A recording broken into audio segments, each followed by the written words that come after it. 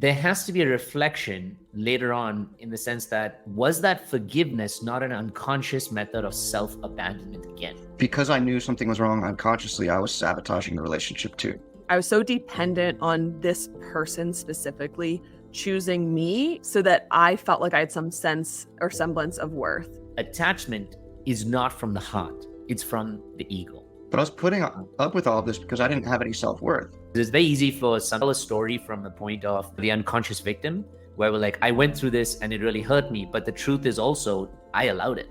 I allowed it, and I've justified myself allowing it so that I can talk about this story. I have more ammo to feel sorry about myself, or I have more ammo to allow my old wounded cycles to continue. So I was projecting onto her this ideal of who I wanted her to be. And that was what carried us into the relationship, creating all of that infatuation to begin with. The truth is, you can only work on yourself. You cannot push your partner to change. You cannot force them to change. You cannot push them to therapy. You nudge and nudge and nudge and they'll go, but they're not going to really enjoy it. You have to inspire them to change. You have to inspire your relationship to evolve. And the only way that that can really happen is if you are trying to evolve yourself. All right. Welcome to the very first episode of the Turning Wounds into Wisdom podcast by the Inner Yats. So the reason we really created this podcast is, well, one, I really like to talk. Two, because I recognize how much we can learn from other people's stories, their experiences, and primarily how and what they've used to turn their wounds into opportunities for their most successful experiences, how they've used them and learned from them to create wisdom, learned inner work, healing, growth, so many things that now give them the beautiful, abundant lives they have. So on this episode, I'm going to be talking a lot about my wounds and my past experiences, but I'm also going to have some members of my team who are going to be on here sharing some of their stories. We're going to have a conversation about what it has taken us to go from a place where, truth be told, some of us were maybe bankrupt, some of us were suicidal, some of us had terrible relationships, to be able to get to this point now where we can teach this work to people around the world and help them and empower them to have the lives that they really, really want. So this is going to be a beautiful podcast, a beautiful conversational experience. There's going to be a lot for you to learn. So if you listen to this podcast, I encourage you to also have a book and a pen ready so that you can take down the information that you get from there. So first up, let me welcome some members of my team who you will hear or see from time to time on these podcast episodes. So I'm going to bring on, number one is Myles. Good day, Myles. How are you doing today? What's going on? Yeah, it's good to be here. Thanks for having me on. Absolutely. Are you excited to do this podcast? I know this is the first episode that we're doing together. Yeah, I'm very excited. It's good to be back here in this hot seat with you. Beautiful. I love it. Are you excited to give all of the wisdom and share what you've gone through in your life with all the people listening to be able to help them get out of the holes they're stuck in, to help them learn some of the tools that you've used, the techniques to be able to grow to where you're in right now? Yes? Absolutely. I'm excited to share some of my experiences and in hopes that it helps others who may resonate with it. Beautiful. Lovely intentions, my friend. I love it. All right. Next up, I'm going to bring on Christina. Hello, hello. How we doing? Good to see you guys. Good to see you too. How are you doing today, Christina? I am doing extra great today. It's very sunny on the inside and on the outside.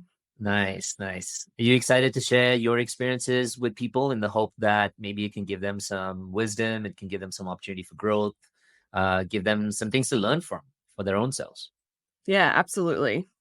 Absolutely. I've been facilitating a lot of people's healing journeys for the past few years, and it's something that just inherently gives me so much hope and inspiration. So I feel really blessed to be a part of this. So thank you, Yats, for including me. Absolutely. I love this. And I just want to tell you guys before I jump in that these two members of my team are people I've worked with for, almost 3 years. And I have not only witnessed their own growth, I've witnessed how they've been able to take what they've gone through and pass it on to other people and give people the opportunity to learn, to grow, to have better lives. So I thought, what better way than to involve them on this podcast as well? And we'll be getting on guests from time to time to offer wisdom, or also people to come up to us here and show us where, or to bring their problems and challenges and ask us to help them with the blocks they have in their lives. And we're going to break down some of their blocks. We're going to remove those resistances. And we're going to show them how they can start to invite love and abundance into their lives. So before I move on to, some of my team, the reason that I really got into this inner work healing journey, and I want to share this with you, all of you listening for a second, is because at one point in my life, I was under the misconception, and I'm using these air quotes here, that everything was perfect. My relationship was fine. It was all going well. I was with someone for 6 years. Sure, you have your problems and each of you has your own mechanisms, but you think that you guys are going to be there and last forever until finally the rug is pulled from under your feet. And then when you land on your proverbial and physical ass, at that point, you're like, what just happened? And something really needs to change.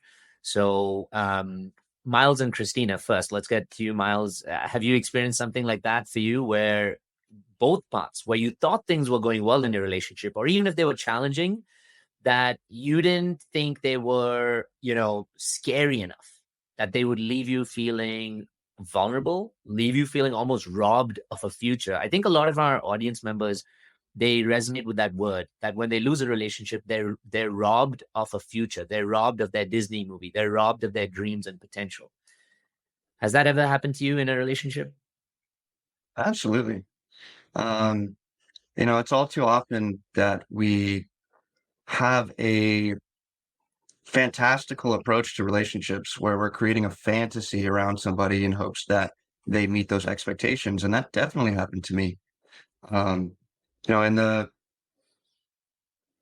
relationship that changed the trajectory of my life, I thought we were going to be together forever. I thought we were going to have children together.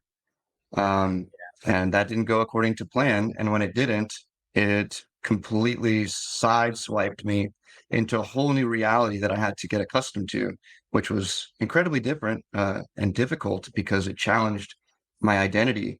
Right. Not so much, not not only like the idea of what life could be, but also Mhm. who I was now because that fantasy didn't happen. Yeah.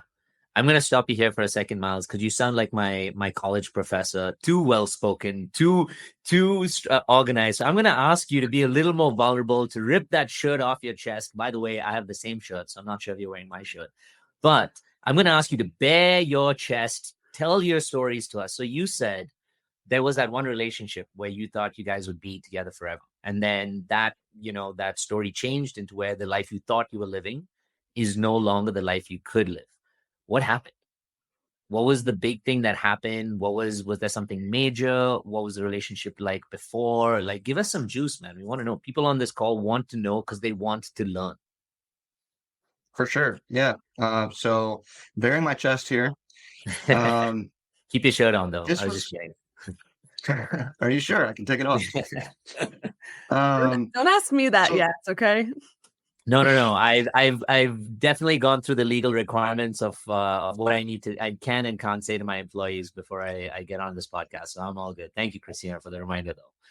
But Myles, go ahead. yeah, I think many of us can relate to getting into a relationship very unaware of the red flags. And so that was very much, how I was. In the very beginning of this relationship, I was someone who had, just got onto a reality TV show and I was feeling great about myself. I had just traveled to California, couch Mhm. surfed across the country. Like I was building this identity for myself that I could be proud of, although it was very egotistical, kind of like outward projection of myself, nothing to do with the inner Myles or the inner Yats. But when I got into this relationship, I couldn't see that anything was wrong. All right. And so I had met this beautiful girl. I mean, she checked all the physical requirements that I was looking for at the time. And, from the very beginning, I noticed some things and I let them slide.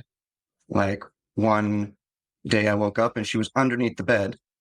And I turned over and I looked over there and I saw like her hair sticking out from underneath the bed. Whoa, that's a And scary view right there. yeah, I was just shocked. And I go down there, I'm just waking up, from sleep.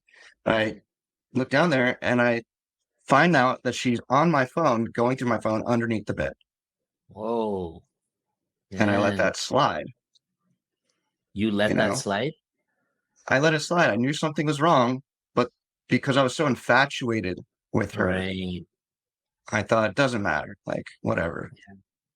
Before you Um, move forward, I just want to say to everybody listening, and this that I'm so glad you said, because I was so infatuated with her, because I was so not just into her, but would you say you were also so attached to the relationship and what it designed for you, made you feel that you unconsciously didn't want to confront some behaviors in yourself and in her that were unhealthy. un unconsciously, yes.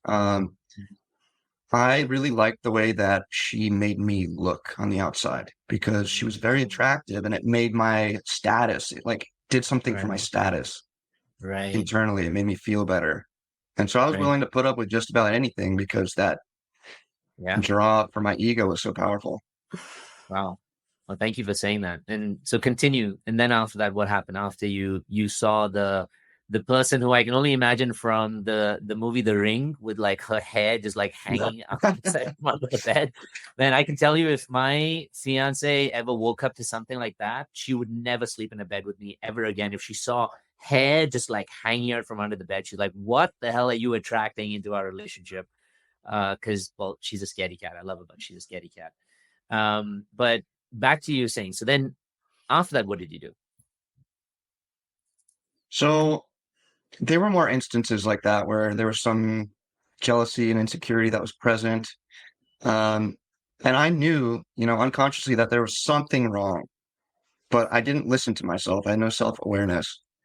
And there was a point where, because I knew something was wrong unconsciously, I was sabotaging the relationship too.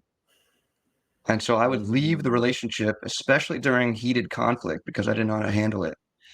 I would leave the relationship, break up with her, and then I would come back. And that was partly because I didn't know how to set boundaries, but also partly because she was anxiously attached and would keep, trying to get me back, Right, saying all the right things and all of that. right. But each time that I left and came back, the trust in the relationship broke down and deteriorated. Right. And so, coming to the climax of the story here, the third time I came back, I had made a promise to myself. I said, doesn't matter what happens, I'm going to be a rock. Finally, I'm going to be all in 100%. Right. And at that point, she decided she took it upon herself to get a job as a stripper. She started drinking alcohol all the time and didn't know how to control herself. Mhm. And there was a point that I remember very vividly where I had to call the cops because she had gotten physical with me. Wow. She threw a glass of wine all over the wall. It shattered into a Wow. million tiny pieces. Was trying to claw my eyes out. Uh, it was Jeez. it was crazy. I had to call the cops, like, but I stayed with her because I had Mm. promised myself that I would be the rock. There was one other memory that's super vivid for me where it was her birthday and she had dressed up in this see-through dress. And Mhm. at that point, I was like, that's a little much, don't you think? Like just for you And at home, or was it like were you guys going out? no. So Ah, she wanted to go out without me in a see-through dress. without you. Okay. Yeah. And her reason was like, you always want to be around me. I just want to do this thing by myself. I never get a chance to do these things by myself. Wow. So she goes to this club in Atlanta by herself, meets like a couple friends there. And, I was thinking that she was going to Uber home at some point, but I get a call in the middle of the night that she's like, my phone is dying. Like, can you come pick me up? Come pick me up. Come pick me up. Hmm. And so I call her back, but her phone's dead. And so I get out of bed. It's like 3 in the morning. I drive down to the club, which is 40 minutes away from where we were living at the time. And she hasn't come out yet. Her phone is dead. I can't reach her. And so I'm just circling the block over and over again until, Whoa. because you can't park anywhere. There's like cops trying to move the Right. traffic. Yeah. And another, 30, 45 minutes goes by. And I finally see her coming out of the club at the very end, wherever they're kicking everybody out. Mhm. And she comes out. She's draped around this guy. Hmm. And she's desperately trying to go home with him. And she's so drunk, Oh, and he doesn't even want to have anything to do with her because she's just mm, very, like inebriated. just very inebriated. Right. Um, and so I pull up to the front and I park the car. I stop the traffic. The policeman's like, "Yo, man, you got to keep going." I get out of the car. I run over there. I'm like, "Hey, this is my girlfriend. I'm not sure what all has happened, but I'm going to take her home now." And she was fighting me in front of everybody, saying, "No, no, I'm going home with him." And Jeez. she jumps into his arms, wraps her legs around him, and just starts making out with him right in front of me. Wow. Eventually, I get her in the car and we go home, and I'm devastated. I put her to Mhm. bed, make sure that she's got water, taken care of. And I go sleep in the other room because I don't even want to have anything to do with her at that point. But Naturally. the next morning, we had promised her mom that we would go to church, and I'm done with it. Like I had Yeah. promised I would be the rock, but this was my tipping point. And so she's like, "No, just go to church with me and we can talk about this later." We go to church, Oh. and the sermon is about forgiveness. I'm like, "Oh, there's got to be a coincidence." Oh my God. You attracting all kinds of stuff that day, weren't you? Hmm. And so I forgave her. Like, it didn't even matter because I was just so infatuated with her, but also I Mm, had promised right. myself. And I didn't realize until much later that I was putting up with all of these things because that wasn't the first time she cheated on me. But I was putting up with all of this because I didn't have any self-worth. Right. And it Yeah. was this ego, like, to the extent that the ego tries to Yeah. like secure this identity is Right. to the extent that the ego is suffering from insecurity. So I didn't realize how deeply insecure I really was until Right. much later. Um, You know, s- there's so wow, you really bared your chest on that one, man. Put your shirt back on, please. I didn't expect it to go there.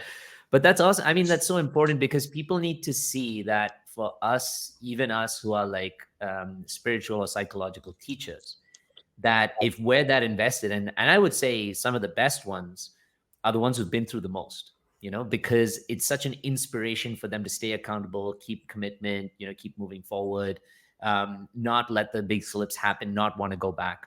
But you said a few important things here that I just want to bring up, wherein this concept of forgiveness, right? And you heard this sermon, it was around forgiveness. Truth be told, I mean, like 95% of sermons are probably around forgiveness anyway. But the key thing there is to instantly forgive. There has to be a reflection later on in the sense that was that forgiveness not an unconscious method of self abandonment again? Because the forgiveness, while forgiveness sounds so beautiful and loving, and it sounds like I'm giving another person a chance, am I giving the other person a chance when deep down I know they're going to hurt me again? And so, am I actually giving that person another chance, or am I giving myself another excuse? Which one is it really? Am I giving myself another excuse to stay attached, to stay in the same situation, to repeat the same patterns because I am unafraid of making change for myself? So I'm using that person, and like you said, the ego is using them as an opportunity to say forgiveness, or I'm releasing them, or I'm giving them another chance. Whereas basically, I'm giving myself, my ego, another excuse to repeat the same thing. Would you agree that that's probably what it was now in hindsight? absolutely. And I think that's a very important thing to touch upon. Um, and it comes down, in my opinion, to like how self-aware you are of what is actually healthy for you in those moments. Yeah, that's beautiful. Thank you, man. I'm really happy and grateful that you've shared because I think vulnerability and sharing, when you have a strong sense of security, you don't fear it. You don't fear these things. Your secrets, so to speak, start becoming your strengths after a while.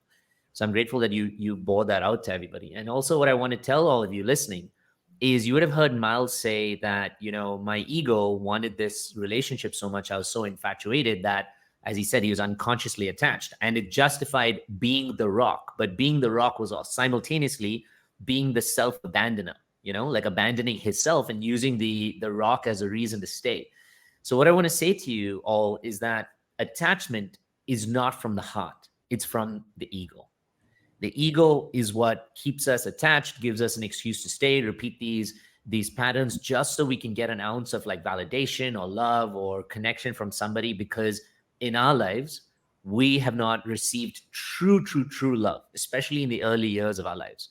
So then this starts to create blocks, the block of what real life is, real love is, the block of what it feels like to connect with someone who respects me, shows up for me, respects my boundaries, at the same time draws boundaries with me, because that's real love, where you can have a strong connection with each other, mutual self-respect, fair expectations, and no attachment, a true sense of love and freedom. So, if y'all are listening and you're in a relationship where you're noticing that it's either that you're getting attached to someone or the other person's running away from intimacy, both of those are ego responses. They're what we call survival responses.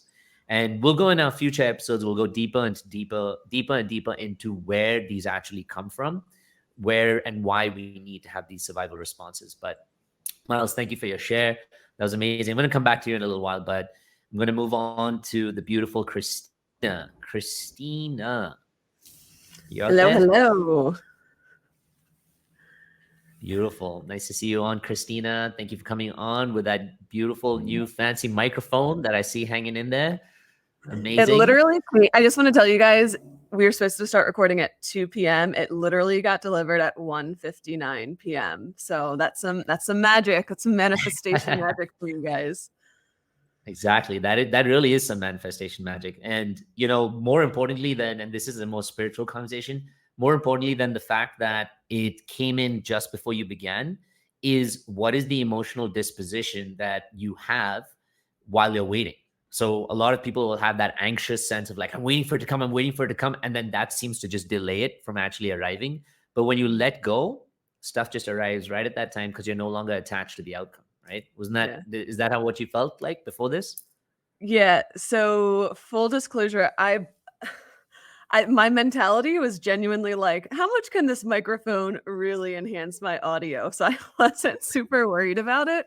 So that's exactly the point, is like I was detached from the outcome because I knew that I didn't need it to do this. But at the same time, I just hope that my voice sounds like, angels singing to everybody. So It absolutely does. You better put in some good Google reviews for that microphone, wherever you got it from, Amazon. All right. So Christina, coming in to talk to you as well, and you do this work as a teacher, as a facilitator, as a guide to so many people. I have a similar question.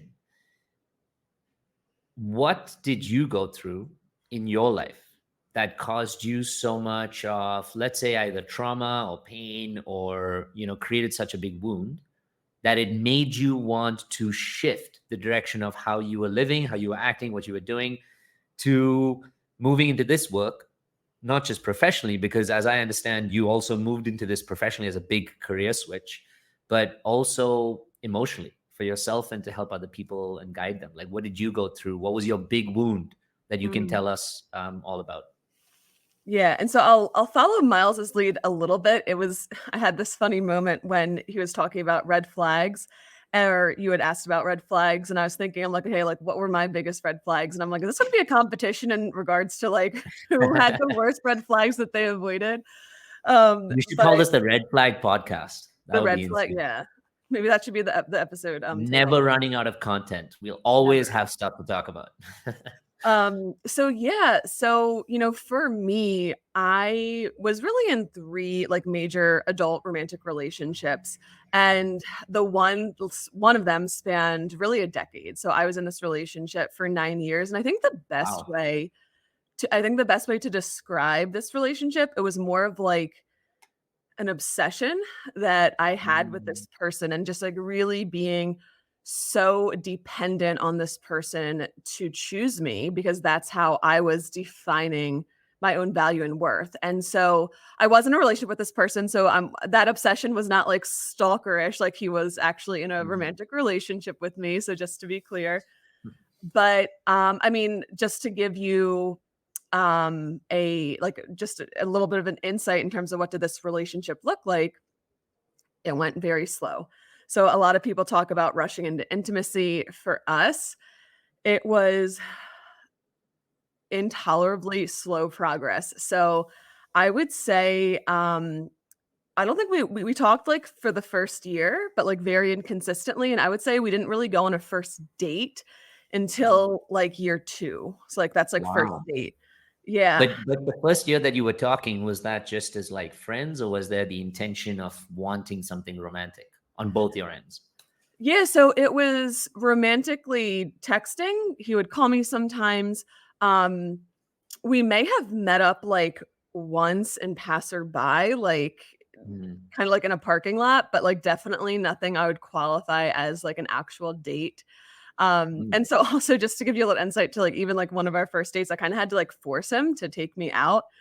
And I guess even before that, we were just like we would meet up to like for a little like sexual encounters. So there was like some mm. of that going on. So it wasn't like we were completely not seeing one another. But I remember I kind of had to force him into like taking me on a date. And he was like, yeah, like let's grab dinner. Like you pick the place. And I was like, oh, well, is this like restaurant okay? And it was getting sushi. And he's like, yeah, like it looks great. And we go. And, I order, and then it's his turn, and he's just like, "Oh, well, I don't eat fish, and I don't eat seafood." And I and I was like I felt like such an asshole because I was like, "Then why are we at this restaurant?" But that was also, like, something that we had mutually agreed on before going out, and so, like, Yeah. I obviously felt like absolute shit because he couldn't eat, but it wasn't my fault. Right. And so that's just, like, a little insight in terms of, like, what was our beginning relationship like? And then really Don't I date someone who doesn't like seafood. So that's the conclusion, right? That's the big thing on here. Don't date anyone who's allergic to shellfish, doesn't like sushi. Why would you date someone who doesn't like that anyway? Just ugh, kidding. For all of you non seafood eaters, I'm just joking. We love you all equally. Everybody out there. yeah. Continue.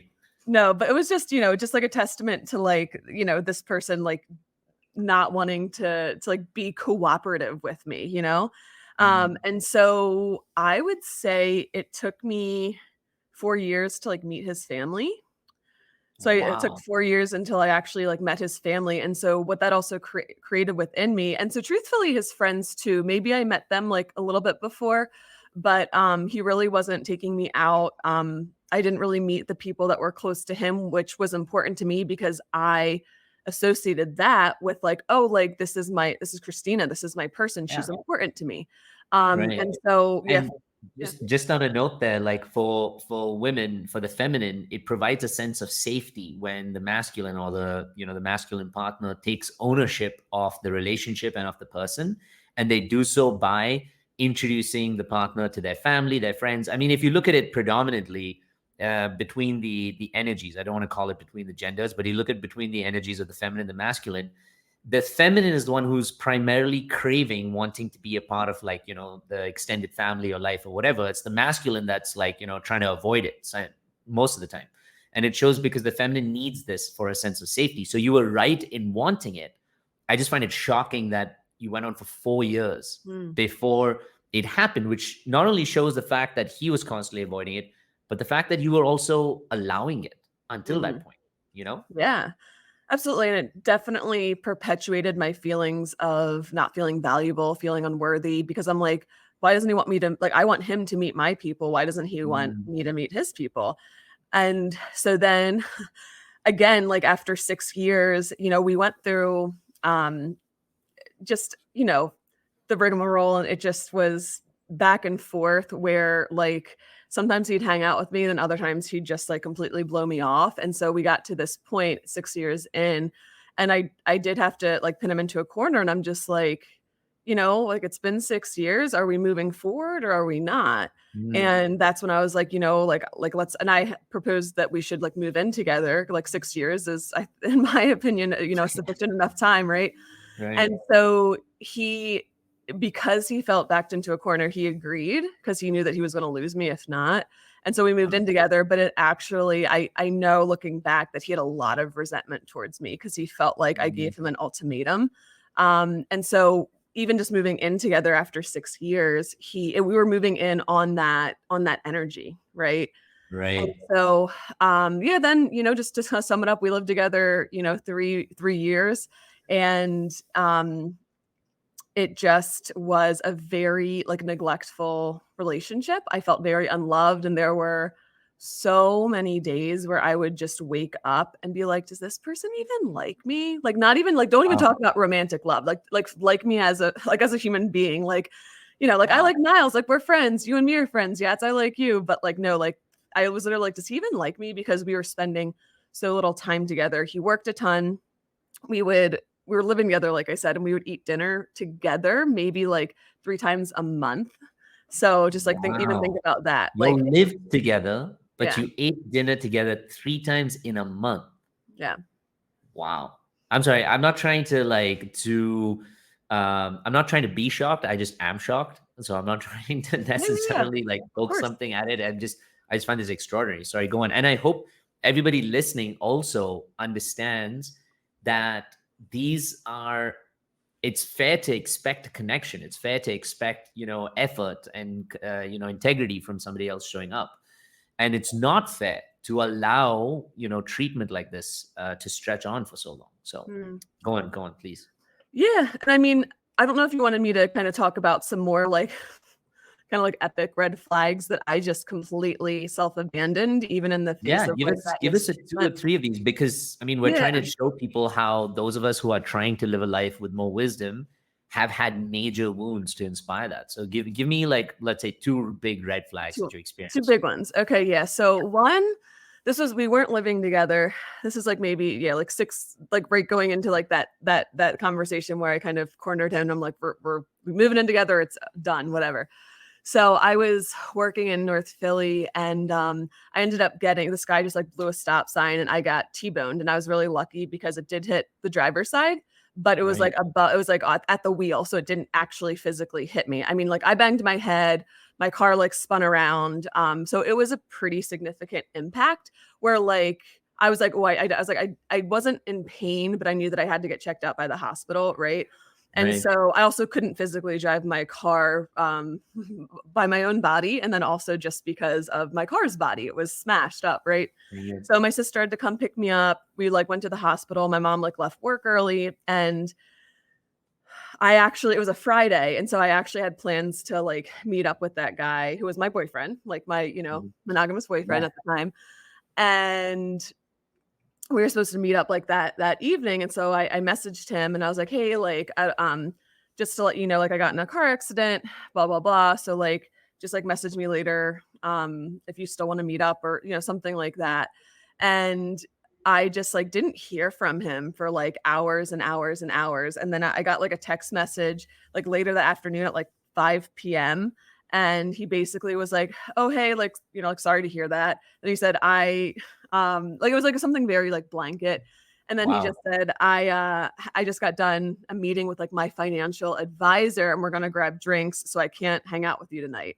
Wow. He didn't Yeah. even want to like know if you were okay, come to visit you, try and take care of your car, whatever had happened. No. Nothing. No. Wow. And so it actually gets worse, believe it or not. So the next Wow. I don't know day, how much yeah. worse it can get.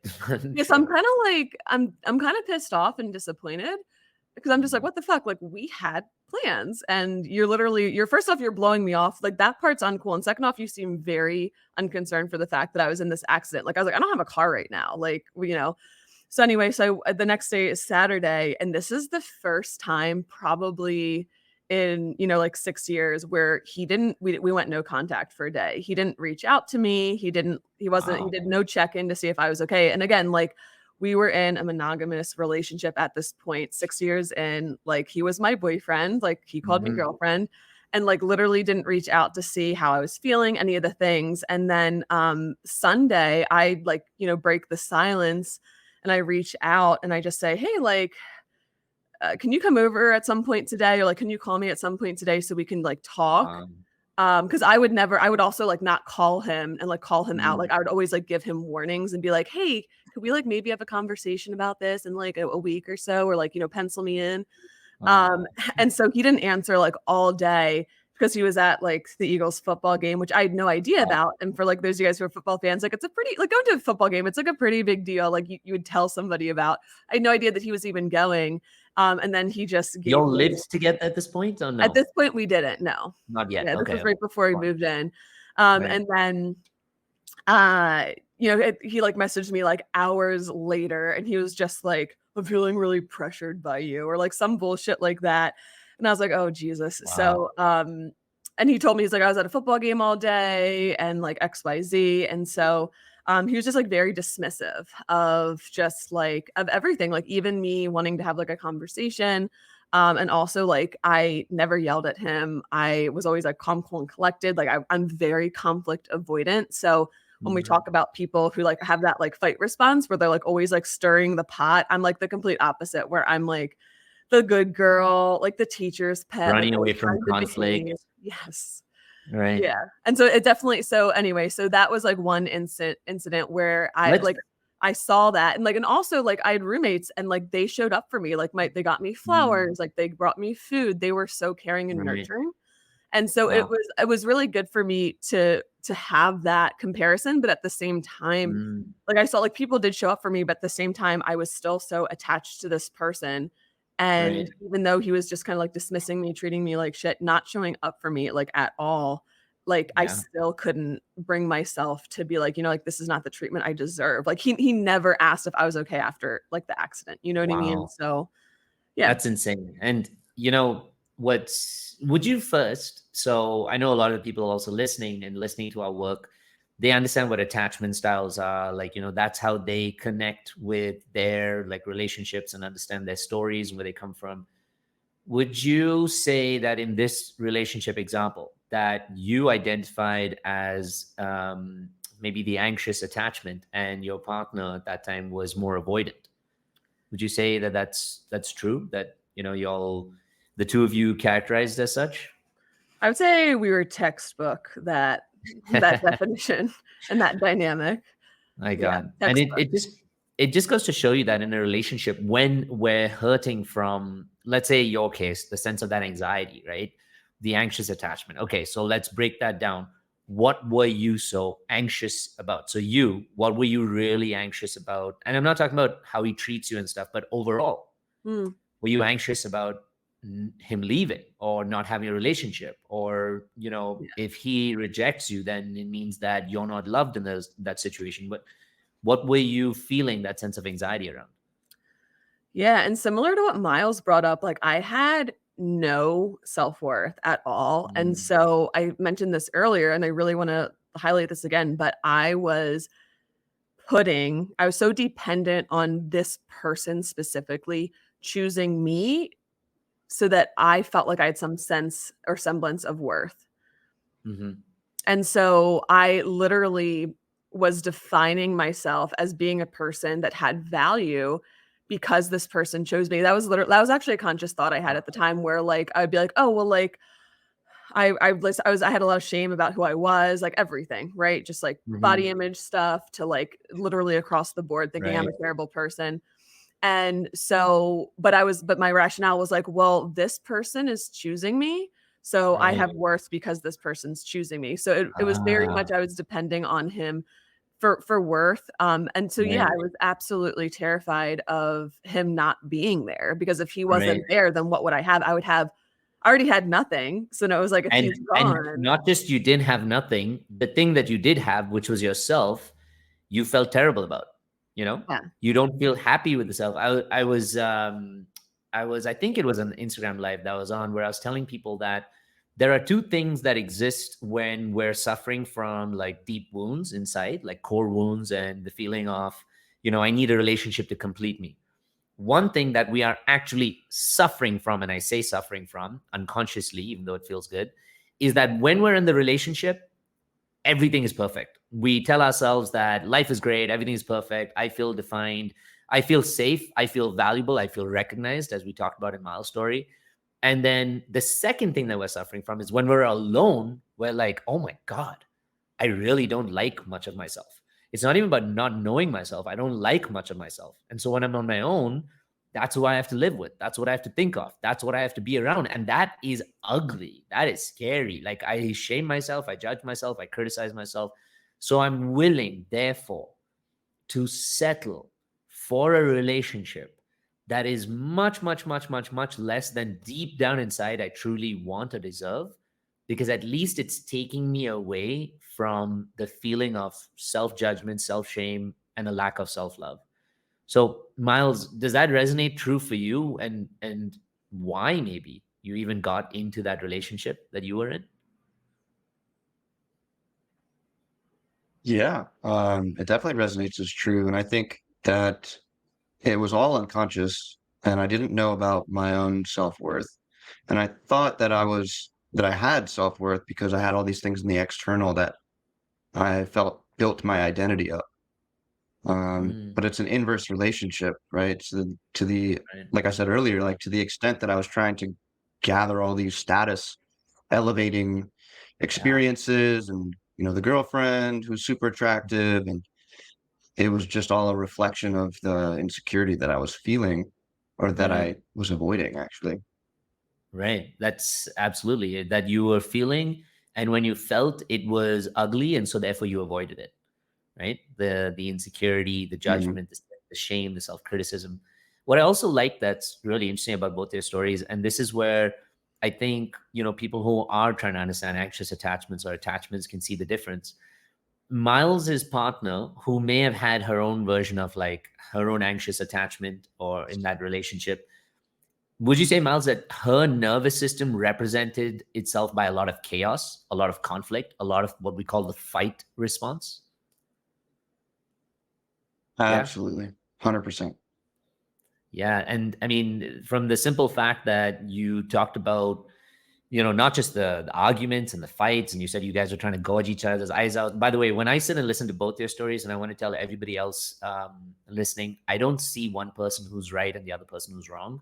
I see that both of us were not in, or both of you, or both of whoever, were not at their functional best. And so they attracted each other and allowed their behaviors. Because it's very easy for sometimes for us to tell a story from the point of, the unconscious victim, where we're like, I went through this and it really hurt me. But the truth is also, I allowed it. I allowed it, and I've justified myself allowing it so that I can talk about this story. I have more ammo to feel sorry about myself, or I have more ammo to allow my old wounded cycles to continue. So if y'all are listening also, they're speaking from their stories because it gives them an opportunity to realize I need to change and to grow. But if we keep telling the same story over and over again, but nothing changes, then that means we're still stuck in that old, wounded, victimized place. And so, as I was coming to, so Miles, your partner represented herself with like a very chaotic kind of response. But Christina, would you say you in your partnership, you didn't want to fight because you were afraid that if you fought, he would have the ammo to leave and to say, well, this is a relationship that's too chaotic, you're too crazy for me, or too emotional, whatever. So you decided to just shut down your own needs, your own emotional expression, or your desire for connection in some sense. Would you say that you ignored your own needs so as to not rock the boat in some sense? Yeah, for sure. And when it comes to like neglecting my own needs and being disconnected and self-abandoning, like that had been going on pretty much, I would say, like my whole life. And so that relationship, it was obviously we talk about relationships really kind of highlighting that. And because those are tend to be where we have our just our biggest emotional connection with. And Right. so yeah, no, I absolutely did not. I was terrified of conflict because for me, conflict was going to lead to us breaking up. And so also, Mm-hmm. I knew that he also didn't tolerate that type of like tantruming, I guess you could say, or Yeah. just like acting out. And there was something he would say, he would literally say, raising your voice gets nowhere with me. So that was something he Right. frequently said. And I also knew that like he would completely not He tolerate would. Right. any protest Would or anything you like that. So would you say, and this is going a level deeper, which I think would be really great for everybody, excuse me, to learn from. Would you say that you may have had a natural, let's call it a fawning or a people pleasing kind of mechanism as an anxious attacher? So we're seeing that even anxious attachers can have different mechanisms. In Miles' case, maybe it was the fight response. For some of us, it can be the fawn or the people pleasing response. So would you say that your natural, fawning response of one of not being able to necessarily, let's say, stand up for your own needs, that attracted someone who you could not stand up for your own needs with? So both of you fit hand in glove to allow each other's kind of wounded responses to continue. Yeah, and I mean that's absolutely true. And I wanted to circle back to what you had brought up about just like this need for us to take like even accountability for our own role, to play. And so, Mhm. while like Miles and I, we both like shared about like the bad stuff in our relationship, as Yats mentioned, we also allowed so much of like the disrespectful behavior, the mistreatment, the neglect, what have you. And so I very much acknowledge that. Like it definitely takes like two hands to clap, as they Yeah. say. And so yeah, especially like when I look at who is the person, like who was I when I attracted that relationship, I was in a really, really bad place. I was Yeah. probably at like the bottommost layer or level of my shame. And so yeah, and so that's exactly why I didn't think I was worth anything. So it wasn't, I would even say like it wasn't even abandoning my needs. It was not even think that I didn't feel like I was deserving to have any needs. Right. So yeah, so that Right. was so but yes, you are right. Like I also when I started to see that I had needs, I also did not, voice them or enforce them in any way, Right. shape, or form.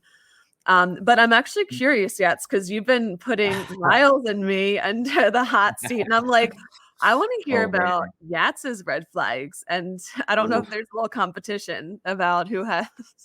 We're gonna need a whole podcast episode or a whole podcast series about Yats's red flags that he exhibited and experienced in the Oh past. yeah, and that would be a Um, great call for us to have. Is like, what are our red flags? Whoops. Yeah, no, and I think it's helpful because it humanizes the fact that even though we're teachers of this work, that we need to stay accountable for to ourselves, our higher standards, to the people that we want to be.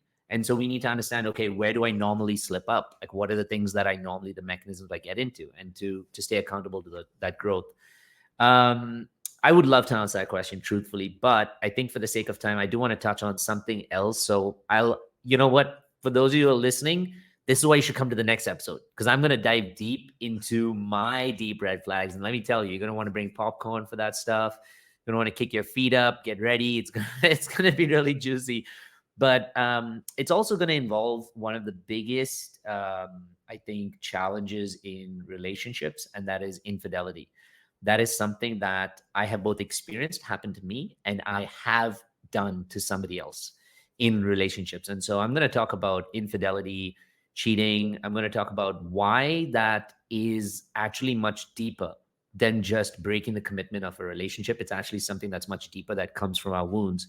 And I'll talk about that in the next session. But, since we're on this topic of moving forward, and I want to give everybody who's listening, if you have your books and your pens, here's a good opportunity for two pieces of homework. Homework number one, you just heard amazing stories from Myles and Christina, where they both shared their stories of how, well, in some sense, tragic, dramatic, painful those relationships were. But both of them also admitted one very important thing, and that was who they were when they got into that relationship. So what I want to offer you, for those of you listening, is if you've got into a different difficult relationship in the past, if you're in a difficult relationship now, and this will lead to the next section of what I'm going to talk about, one of the most important things you can do for yourself is to recognize why. You can spend all the time just shaming, judging, criticizing, slapping around the relationship, your partner, or even yourself, but that will not create enough change unless you recognize why you even find yourself in this dynamic, these patterns, and everything else that's going on. Now, of course, I can take you through the whole rigmarole of this deep work, going to inner child stuff. We don't have the time for that. So I'm going to give you one piece of homework right now. And this is a question: who was I when I got into that relationship? This is a really big and important question. A lot of you may say, when I got into the relationship, Yats, at that time, it wasn't actually that bad. They were nice to me. I was nice to them. I mean, both Christina and Myles can attest. I'm actually going to even ask them. Right at when you got into the relationship, I'll bet it was still kind of like the honeymoonish niceness, right? You didn't really see the depths of each other. There wasn't really that much trauma or triggers, right? Myles, you can go first, and then Christina, you. Wouldn't you agree? Yeah. So I was projecting onto her this ideal of who I wanted her to be.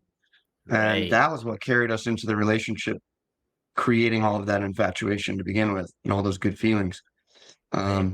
And then as soon as that, like, soon as my mold of her in my head started breaking, then that's Right. when that kind of fantasy ended. Yeah. See, there you go. So well said. The projection of who I wanted them to be unconsciously made me ignore who they were and what was actually the truth of what's going on. Christina, I'll bet you can also attest that at the start of your relationship, it was still kind of like nice-ish, right? When you were talking to each other, there was a lot of hope on both ends. Maybe you were seeing more interest, right? It wasn't like tragic from the first moment, was it? I would say, for me, like, yes, it's definitely true, like what Miles said in terms of like projecting that image of what I wanted them to be. But for me, it was really, I was in such a state of like low and like desperation where I saw this person as like my way out. And I was like, this person, he's like the top of the food chain. I saw him as like this like man that Mhm. like had status in society. And I was like, Right. if I can, like, I was like, oh, this person's showing interest in me. So like I will do anything I can to keep him. Right. Right. And so truthfully, like any of because it wasn't like that great in the beginning because like we like didn't really talk that much, we didn't really see each other, but like I didn't care. I was just like I just was Right. like I want this person. So like I may have like seen it, but I didn't like see it. And I was literally just like whatever, like this person is kind of sort of maybe kind of sort of choosing me, so I'm just gonna hold on as best as Right. I can. But So this just validates my point again. And, mhm. a good point to bring back to everybody is that crucial point of who was I when I attracted this relationship? And you can even project this into a space of who am I while I'm continuing to accept this relationship? Because this will bring your awareness back to yourself as to be completely honest with yourself. Do I have a high sense of self-worth? Am I feeling really confident right now? Am I feeling really valued and loved and validated? Am I feeling like I can make a choice? Am I feeling like I have no fears or insecurities about this relationship or about abandonment or rejection? If you find that the answers to those are actually showing you that, hey, I'm not in a good place right now, that needs to be your focus much more than your relationship. And this is so true because if this is your focus of what you can, the truth is you can only work on yourself. You cannot push your partner to change. You cannot force them to change. You cannot push them to therapy. You may like nudge and they'll go, but they're not going to really enjoy it. You have to inspire them to change. You have to inspire your relationship to evolve. And the only way that that can really happen is if you are trying to evolve yourself. If you're recognizing what is it that I'm going through or where am I, that's creating and, regurgitating these wounds and allowing this behavior in my life. Then if you can do the work to begin your healing, to move from where you were when you attracted the relationship or that wounded sense of self that accepts this treatment, if you can do the work to find yourself, to do more healing, to do more grounding, to get to a better place, I can promise you either the behavior in the relationship will change or you will leave it because you know you deserve something better. But at the end of the day, you will have a better quality of life. And so this was so beautiful because this whole podcast session took us to that conclusion that we need to work on our own wounds, our own stories, so that we can actually have the better life. We can use the wisdom of learning that, okay, you know what, my self-worth is low there. If I'm recognizing this, I can learn and I can grow. I can do the tools, I can do the therapy, the work that's required. And as I evolve, I'm having a better relationship. Already I have the wisdom of how to create better and better opportunities, experiences, relationships in my life. So with that, I want to say one more thing, that in the next session, I'm going to do two very powerful things because this is like the perfect continuation from one to the next. And in the next session, I'm actually going to tell you the three most important characteristics to me, and I would say even to my team, of how you can actually turn your wounds to your wisdom.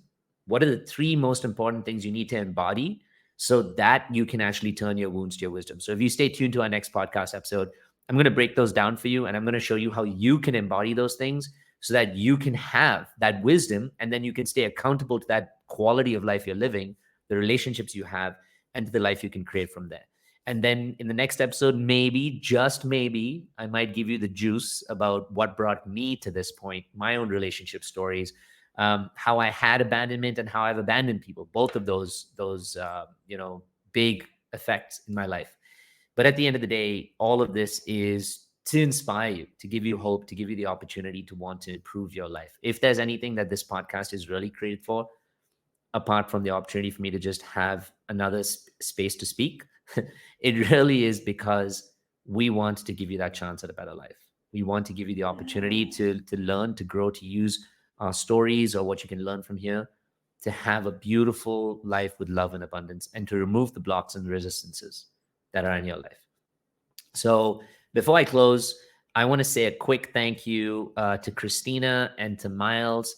I don't know if you guys have any closing words that you want to say to people. I mean, you guys will be coming back on again, so don't act as if you're never going to see them again, or if you're like marching to your death. You will be here, so you don't have to say, if there's one thing I could say to you guys and leave you with for the rest of your lives. No, you will get to say it again. Don't worry, you'll get another opportunity. But for tonight's session, if you guys have something that you want to say, Christina, if you'd like to go first, and then I can move on to Myles. Oh, that's some pressure, Yats. Especially because I know that you're going to be talking a lot about like how we like learn from these, relationships, and really how you turn these wounds into wisdom. And so I guess just like my last remark is just that, when you see yourself in like a relationship that's not fully, fulfilling, that is not supportive, that's not like meeting your wants and needs or meeting your standards, then it really is like that opportunity to look inwards and to see where your own self-love, your own self-respect, all of those things are lacking. And really, like, when we're talking about like relationship patterns, like what I saw in my 3 adult relationships, the biggest theme was like self-abandonment. And so turning like that wound, it just really destroys you as well. And so what I really had to do in my healing was learn that my journey is to learn to not abandon myself. So that was like the biggest thing, is like seeing where my own self-worth was lacking and how I needed to be the one that defined myself, that I, just have Yeah. that value inwardly. So yeah. That's beautiful. And I think that's going to be inspiring also for so many women who are there, because I mean, when they hear it from us, like men who are speaking about it, there is value, but I think there's a sense of connection they feel when they hear another woman who's had similar experiences share. So thank you, Christina, for being so vulnerable and sharing throughout also, and to you, Myles, is your shirt back on? Is it off? Are we getting vulnerable? Are we not? We'll see. We'll see. What's that? What's that old phrase? It's like the lesson will keep beating you until you learn it, something like Mm, that. yeah, So it's that was, go on. yeah, that was essentially what had happened to me, and I think that a lot of folks who are listening can resonate, that if they're experiencing the patterns that are continuously repeating, um, it, it gets better as long as we're willing to acknowledge it. Yeah. And I think for me, taking accountability for where I went wrong was the turning point that allowed me to change the trajectory. Not only where I Mhm. went wrong, but like how I went wrong, and where Yeah. it came from. And so if we're willing to just look inwards and face that uncomfortable stuff that comes up, then it gets better. But if we keep turning a blind eye, then we're just going to keep getting beaten by that same lesson.